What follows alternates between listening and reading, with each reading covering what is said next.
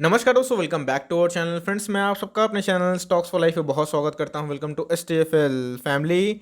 Dear family members, होता है कि शाम को हमारी एक वीडियो आती है स्टॉक फटाफट या फिर न्यूज़ फटाफट, जहां पे वीडियो एक चर्चा ने कौन स्टॉक में क्या न्यूज़ आ रही है और क्या बेस्ट बैंक लेवल इमर्ज हो रहे हैं। फ्रेंड्स, मैं आपके लिए होमवर्क करके लाता हूं। आपसे रिक्वेस्ट है वीडियो के एंड तक बने रहे हैं, क्योंकि बहुत सारे वैल्यूएबल इन्फॉर्मेशन आज से दिन मिलने वाली है। चैनल में फर्स्ट टाइम होंगे, सब्सक्राइब कर सकते हैं इस तरह क्वालिटी कंटेंट को सबसे पहले एक्सेस करने के लिए। Now without dealing any for time, let's begin. Guys, एकदम तय माना जा रहा है कि आपको एक शेयर के बदले 10 या फिर उससे ज़्यादा शेयर देखने को मिल सकते हैं, क्योंकि टाइड वाटर ऑयल एक लुब्रिकेंट बनाने वाली कंपनी है। दोस्तों, अगर आप देखें तो इनके चार्ट देख के आपको हंसी आ जाएगी, क्योंकि जो इस कंपनी ने पैसा बना के दिया है, तकरीबन इस शेयर का प्राइस 4,000 के आसपास था तकरीबन 2-3 वीक पहले। उसके बाद अगर आप देखें 2-3 वीक में ही दोस्तों इस शेयर का प्राइस 3 गुना भाग चुका है। मतलब अगर आप देखें तो ये स्कीम थी कि 21 ने पैसे डबल, लेकिन दोस्तों इधर पे 2 वीक में ही पैसे डबल हो रहे हैं। तो एनीवेज, जोक्स अपार्ट, अगर आप देखें तो स्टॉक की बात की जाए तो बहुत पुरानी कंपनी है, लुब्रिकेंट में काम करती है। 16 तारीख को इनके स्प्लिट भी होंगे साथ में, और उनको दोस्तों बोनस ही मिलेगा। अगर मान के चलिए स्प्लिट अगर मिलता भी है, अब बोनस ऐड कर लें तो कम से कम 10 शेयर का अनुमान निकल के आ रहा है खराब केस में, और गुड केस में ये और भी तेज हो सकता है। तो मेरे हिसाब से दोस्तों company more less okay okay types की है। जो करंट भाव है एकदम दोस्तों एडवाइजेबल नहीं है इधर पे निवेश करने का। कहीं भी स्प्लिटर बोनस होता है तो उधर पे ऑपरेटर बहुत ही एंट्री कर लेते हैं। तो स्टॉक मार्केट की कहानी यही है। मार्केट कैप दोस्तों देखें अगर, तो हमें देखने को मिलता है 4,000 करोड़ के आसपास। अब ऐसा नहीं है कि कंपनी और नहीं भागेगी, ऑफ कोर्स भाग सकती है, लेकिन दोस्तों रिस्क टू रिवॉर्ड के मामले में बोलूँ तो किसी को पता नहीं था कि इतने कंपनी भाग सकती है। तो बहुत हाईली रिस्क वाली कंपनी है। तो अगर आपको जाना है तो मैं बोलूँगा कि आफ्टर बोनस पे जा सकते हैं, बट मेरे हिसाब से कंपनी में दम है, लेकिन उतना मार्केट में अच्छे ऑप्शन अवेलेबल हैं। तो जी हाँ, इन शेयर होल्डर्स की लॉटरी तो लग सकती है, लेकिन दोस्तों बहुत ही मैं बोलूँगा रिस्क की जोन पे हैं। तो अगर आप पोजीशन बनाए हुए हैं तो आप अपनी मर्जी कर सकते हैं, लेकिन नहीं बनाए हैं तो गाइस इधर पे अवॉइड करना मैं बेटर समझूंगा। गैस, कोर इंडिया की बात की जाए तो जी हाँ, सो हमें 2% की तेजी लास्ट दिन देखने को मिली, लेकिन दोस्तों अगर चार्ट की बात की जाए तो आप देख सकते हैं कि जब से इसकी लिस्टिंग हमें देखने को मिल रही है तब से ये गिरता हुआ दिखाई पड़ रहा है। तो उतना बड़ा पैसा नहीं बनाया है कंपनी ने। कंपनी क्या करती है, रिवॉर्ड करती है बाई गिविंग डिविडेंड। तो कंपनी का डिविडेंड यील्ड 210% के आसपास है। अगर आप डिविडेंड लवर हैं तो आपकी मर्जी है, लेकिन मार्केट में और भी अच्छे ग्रोथ वाले स्टॉक्स हैं जो डिविडेंड भी देते हैं और ठीक ठाक करते हैं। तो मेरे हिसाब से ये जो निवेशक हैं जिनको डिविडेंड बहुत ही अच्छा लगता है, वैसा नहीं है कि इनका डिविडेंड मिला या फिर आपको बेच देंगे, नहीं दोस्तों, इनका डिविडेंड एडजस्ट भी हो जाता है। तो मेरे हिसाब से मार्केट में बेटर ऑप्शंस हैं। आपको अगर स्विंग और पोजिशनल करना है तो अपना छोटा सा ऐसे ले काम कर सकते हैं, लेकिन लॉन्ग टर्म में दोस्तों चार्ट आइडियल नहीं है, तो इसको भी एंट्री देना मुझे सही दिखाई नहीं पड़ता। टेक महिंद्रा की बात की जाए, अच्छी कंपनी देखने को मिलती है, अपने सेक्टर में लीड करती है, लेकिन चार्ट की बात की जाए तो आप देख सकते हैं कि बहुत ही अप ट्रेंड में है। तो इस कंपनी में दोस्तों क्रैश हुआ देखने को मिला था। मार्केट कैप की बात की जाए 98,000 करोड़ के आसपास की मार्केट कैप है। निफ्टी 50 का स्टॉक देखने को मिलता है, बहुत ही शानदार कंपनी है। लेकिन जैसे बताया दोस्तों कि मार्केट में आईटी को लेकर अच्छे खासे ऑप्शन है, लिए हुए तो आराम से होल्ड एंड कंटिन्यू करें। कंपनी नो डाउट बहुत ही अच्छी है, लेकिन हाँ, इधर पे करंट मार्केट प्राइस में दूसरे और भी अच्छे बैलेंस शीट वाले स्टॉक सही भाव पे अवेलेबल हैं इसी सेक्टर के। आप चाहें तो उसको प्राथमिकता दे सकते हैं, लेकिन लिए हुए तो आराम से होल्ड एंड कंटिन्यू करें। यस, क्या है, ब्रिटेनिया में फ्रेश एंट्री की जा सकती है, ऑफकोर्स की जा सकती है। ब्रिटेनिया की बात की जाए, आप देख सकते हैं कि यस, पिछले कुछ समय से एक रेंज बाउंड दिखा रहा है। ये हो गए, एचयूएल हो गए, या फिर बहुत सारे स्टॉक्स हैं जो एक रेंज में ही ट्रेड कर रहे हैं, but for long term company बुरी नहीं है। आप अगर चार्ट देखें तो इनके बिस्किट्स, ब्रेड्स, केक्स बहुत इंपॉर्टेंट है। अब तो ऐसे घी में भी काम कर रही है, तो बहुत सारे डेयरी प्रोडक्ट्स में भी इनकी एंट्री हो चुकी है। तो फॉर लॉन्ग टर्म कंपनी बहुत ही अच्छी है। डेट बढ़ रहा है वो कोई बड़ी बात नहीं होती। दोस्तों कंपनी मैं बोलूँगा कि बहुत ही अच्छे से इसको मैनेज करती है। 83,000 करोड़ की एक मल्टी जाइंट कंपनी, इस बात को आप नोट करके चलें। इस लॉस में निकलने का तो कोई सवाल ही नहीं होता है। उल्टा मैं बोलूँगा कि अगर कभी आपको ये स्टॉक 3350 के आसपास मिलता है, 3400 के नीचे मिलता है, तो सीएमपी में बाई हो सकता है। तो जी हाँ, लॉस मत निकलिएगा, वक्त दीजिए। सारे एफएमसीजी अभी तो सुस्ती में देखने को मिल रहे हैं, बट मेरे हिसाब से ब्रिटानिया बहुत ही अच्छी कंपनी है फॉर लॉन्ग टर्म। यस, थोड़ा स्लो भागती है, लेकिन बहुत बड़ा वेल्थ क्रिएटर रहा है। 3350 दोस्तों मुझे लगता है कि बहुत ही करेक्ट एंट्री है। 4000 के हिसाब से अगर आप देखें तो ये लेवल दोस्तों एमओएस के आसपास। और कभी ये स्टॉक आपको गलती से 3200 या फिर 3150 के आसपास मिल गया इस सुपर एमओएस से, जहाँ पे खोने के लिए ज़्यादा कुछ नहीं, पाने के लिए बहुत कुछ। तो ये दो लोग अगर आए दोस्तों तो चाहे तो स्विंग ट्रेड भी कर सकते हैं, बट लिए हुए तो आराम से होल्ड एंड कंटिन्यू करें, लॉस में बेचने का सवाल ही नहीं होता। पीएनबी की बात की जाए तो हमें लास्ट डे इनके नंबर्स देखने को मिले थे। नंबर्स की बात की जाए तो लॉस से प्रॉफिट में आ चुके हैं। 43 का स्टॉक देखने को मिलता है तकरीबन 40 के ऊपर। तो कल मार्केट में दोस्तों जो सनसनी है ये पीएनबी मचाएगा। लेट्स सी मार्केट क्या रिवॉर्ड करता है फिर गिरता है। तो प्रोविजनिंग की बात की जाए तो उतने बढ़ते हुए दिखाई नहीं पड़ रहे थे, ठीक ठाक हैं। लेकिन अगर आप चार्ट देखें तो आइडियल बिल्कुल भी नहीं है गाइस। बैंकिंग के शेयर्स में जहां ग्रोथ होता है, जिनके एनपी कम होते हैं, जिनके प्रोविजनिंग कम होते हैं, बड़ी कंपनी होती है जिस पे बहुत लोगों का अकाउंट खुद ही खुला रहता है, जो इकोनॉमी से डायरेक्टली कॉन्टैक्ट में होती है, वो सब कंपनी ज़्यादा बेटर होती है। लेकिन कल मार्केट का ये ऑफकोर्स शोभा रहेगा, और कल इसमें दोस्तों एक सर्किट भी लगने की उम्मीद है। सेम तो हर एक सर्किट दोस्तों अगर लगता भी है तो निकलने का मौका हो सकता है, और लेना चाहते हैं तो भाई मर्जी आपकी है। ये सब स्टॉक दोस्तों उतना आइडियल मैं नहीं मानता हूँ, बिकॉज लॉन्ग टर्म में उतना ग्रोथ ओरिएंटेशन देखने को नहीं मिलता। गाइस बात की जाए आईजीएल की, तो जी हाँ दोस्तों 594 के आसपास हमें देखने को मिल रहा था। जब निफ्टी ऑल टाइम हाई पे नहीं था तो ये स्टॉक ऑल टाइम हाई पे था। तो सेम होता है, एक बार में सब स्टॉक नहीं भागता है। पीएनजी की बात की जाए, पाइपलाइन नेचुरल गैस की बात की जाए, तो वहाँ पे अगर पाइप वाले सिस्टम से घर घर तक दोस्तों जाता है गैस वाला कनेक्टिविटी, तो इसमें दोस्तों ये बहुत बड़ा बेनिफिशियरी रहेगा। बहुत अच्छे अच्छे मेगा कॉन्ट्रैक्ट ऑर्डर बुक इनको मिलते रहते हैं। ये हो गए एमजीएल हो गए, अडानी गैस हो गए। तो फॉर लॉन्ग टर्म दोस्तों कंपनी खरा सोना है। अगर आपको गैस में कोई कंपनी में निवेश करना है तो जी हाँ आईजीएल बहुत ही, मैं बोलूँगा कि सही भाव पे मिल रहा है। 500 के बहुत बड़ा सपोर्ट खाया है, उधर पे बहुत ही आइडियल एंट्री होती है और गिरता है 500 के लेवल को तोड़ता है तो 474 480 के आसपास मैक्स टू मैक्स गिर सकता है। तो मेरे हिसाब से कंपनी फॉर लॉन्ग टर्म बहुत ही अच्छी है। पेशेंस रखिए, आपको रिवॉर्ड ज़रूर देगी। चाहे तो सीएमपी में भी थोड़ा सा ऐड कर सकते हो। वैसे आज मैं बहुत सारे स्टॉक को कवर कर रहा हूँ क्योंकि बहुत सारे का रिक्वेस्ट है कि सर कुछ कुछ ऐसे स्टॉक बताइए जो पोर्टफोलियो में नहीं होना चाहिए, उससे हेल्प मिलता है। तो जी हाँ येस बैंक में दोस्तों अगर आप देखें 1% की तेजी देखने को मिल रही है, जहाँ पे येस बैंक को पहले 30 रुपया, 50 रुपया और 100 रुपये का टारगेट बताया जा रहा था। आप देख सकते हैं कि जहाँ था उधर पे देखने को मिल रहा है।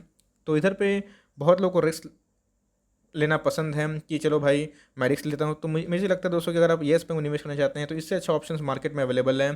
ट्राइडेंट हो गए, और भी बात की जाए आईएफसी हो गए, आरवीएनएल हो गए, ये सब छोटे मोटे स्टॉक ठीक देखने को मिलते हैं। जैसे बताया कि बैंकों की एसेट क्वालिटी बहुत इंपॉर्टेंट होती है। Q4 के नंबर आए थे, सॉरी टू से दोस्तों मुझे अच्छे नहीं लगे थे कि नेट इंटरेस्ट इनकम में डिक्लाइन था और उतने प्रॉमिसिंग देखने को नहीं मिले थे। तो मर्जी आपकी है अगर आपको एंट्री करना है, बट मेरे हिसाब से दोस्तों ये बहुत बड़ा वेल्थ क्रिएटर नहीं है।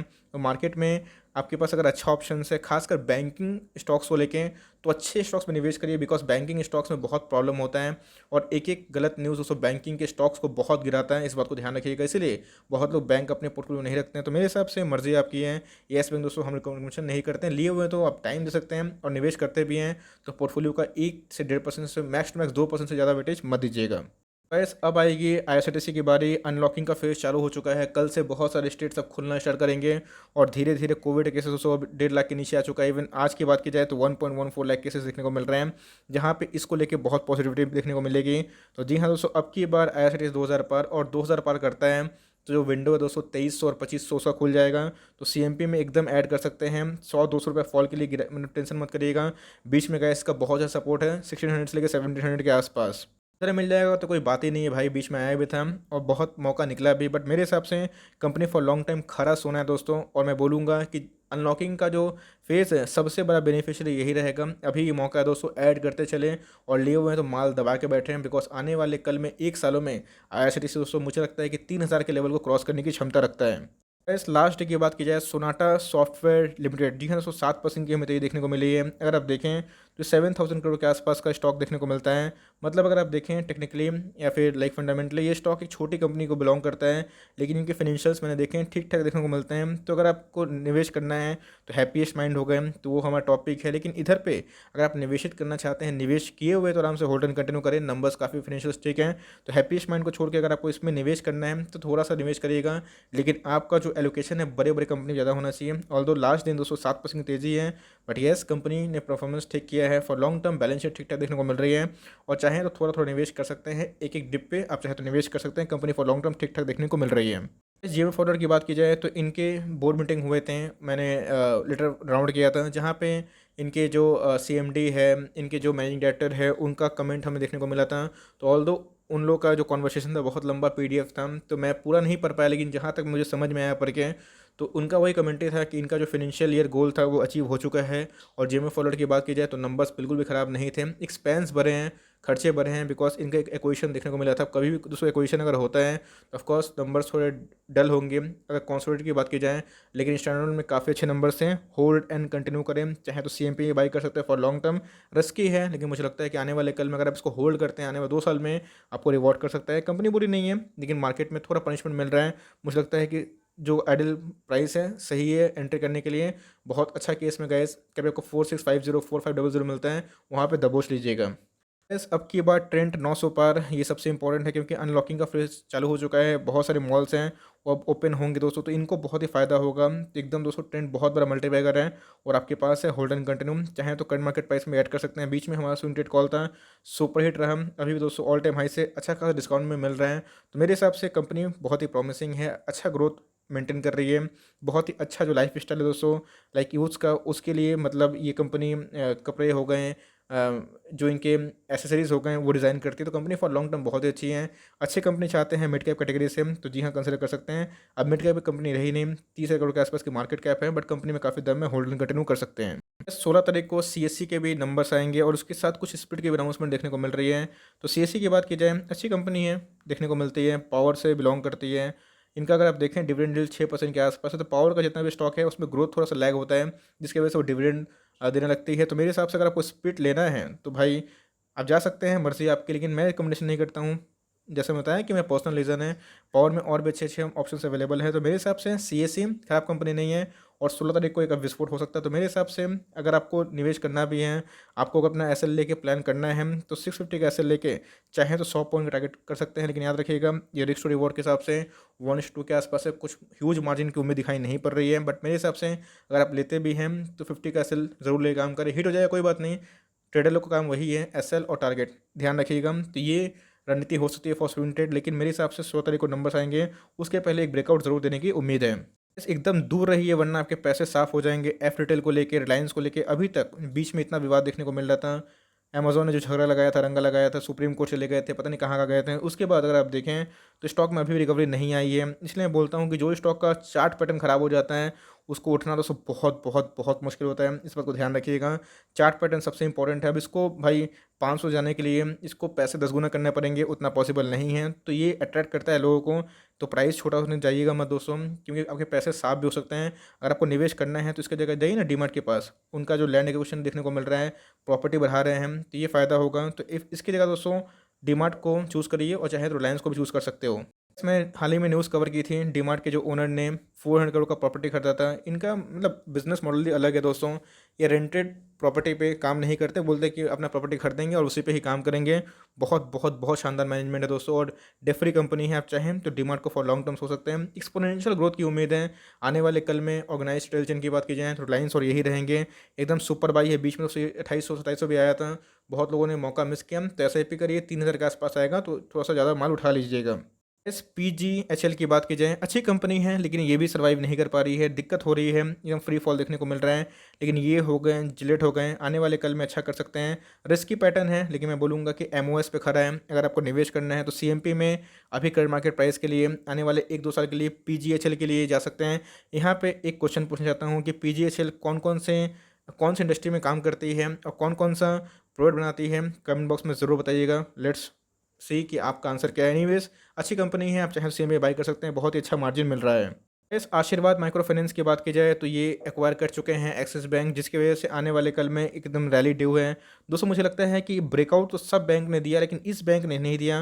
प्री कोविड लेवल के पहले भी ब्रेकआउट जो था वो नहीं देखने को मिल रहा है। तो फास्ट रिटर्न दोस्तों मुझे लगता है कि आपको एक्सिस बैंक दे सकता है।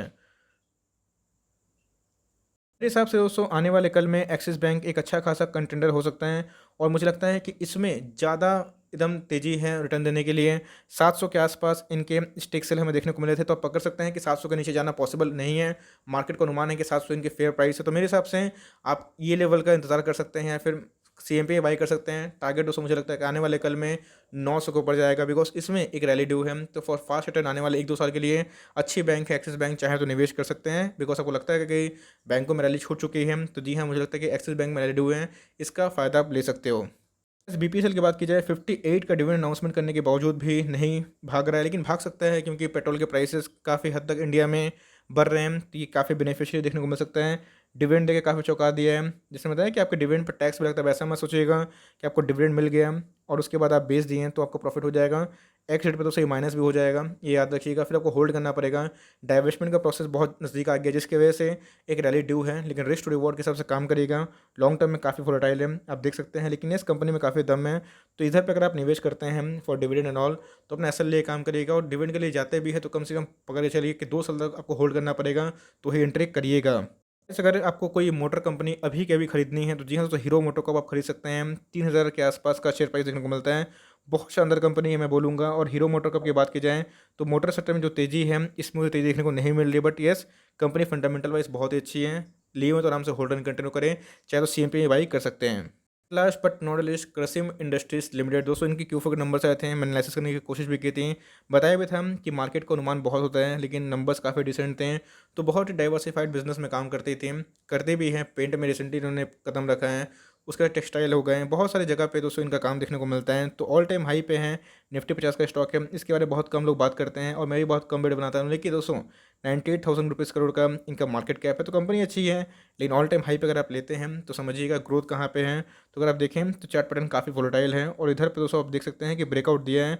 तो रिस्क भी है तो रिवॉर्ड भी है। तो मार्केट में मेरे हिसाब से मेरे पोर्टफोलियो का स्टॉक नहीं है, तो मैं कुछ नेगेटिव कमेंट नहीं करना चाहता हूँ। और क्यों करूँगा, बिकॉज कंपनी अच्छी है, लेकिन मुझे इससे अच्छा विकल्प मार्केट में दिखाई पड़ता है। निवेश किए हुए तो निवेशित रहें, और निवेश करना चाहते हैं तो थोड़ा सा ही निवेश करिएगा, बिकॉज ऑल टाइम हाई पे है। तेज़ी हो सकती है बिकॉज निफ्टी तेज है, लेकिन इसी बीच में अच्छे स्टॉक पे फोकस ज़्यादा होना चाहिए। So for timing that's end of stock for our series. I hope दोस्तों वीडियो आपके लिए हेल्पफुल है। कंटेंट से लगे तो लाइक कर दीजिएगा। चैनल फर्स्ट टाइम होंगे तो याद से सब्सक्राइब करना ना भूलिएगा। फर्दर कोई डाउट उसको ड्रॉप कर सकते हैं। कोई स्टॉक का रिव्यू चाहिए उसका नाम भी ड्रॉप करना ना भूलिएगा। I would love to make a video on your demand. Guys मिलते हैं जल्दी ही, तब तक के लिए bye. Thanks for seeing friends, God bless you all.